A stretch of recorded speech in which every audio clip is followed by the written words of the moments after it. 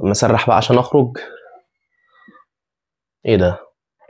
هو البرفان فين والكريم فين؟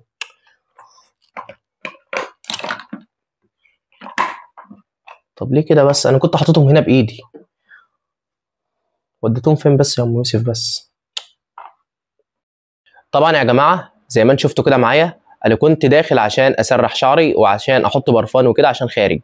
فانا كنت حاطط الحاجه بايدي وعارف مكانها فين، فبالتالي انا عارف مكان الحاجه فاخش احط ايدي هجيبها على طول. طيب طبعا الحاجه اتنقلت من مكانها. ام يوسف طبعا نقلتها، كانت بتستف بقى او كانت يعني بتغير حاجه، فقامت نقله الحاجه بتاعتي اللي هو الكريم والمشط والحاجات دي كلها اتنقلت من مكانها. طيب انا دلوقتي قعدت ادور واحترت وقعدت الف واعمل وقعت حاجات.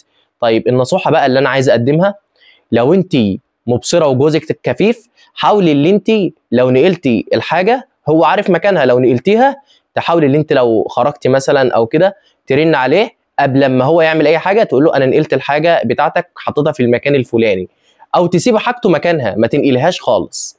ولو انت برضو كفيفه برضو عرفي جوزك مكان الحاجه لو هو كفيف. فدي يا جماعه كانت نصيحتي، كنت طبعا المفروض ان انا اطلع اقولها لكم، لان الحاجه ديت فعلا يعني بتضايق الكفيف جدا لما يكون هو عارف مكان الحاجه وهو اللي حاططها بايده، وفجاه كده الحاجه تتغير مكانها، يتغير وتتنقل وكده. طبعا هو لو رايح مشوار او مستعجل او كده فهيقعد يدور كتير بقى وهيتعب في التدوير ومش عارف ايه، وطبعا الكفيف بيتضايق من الحاجه دي.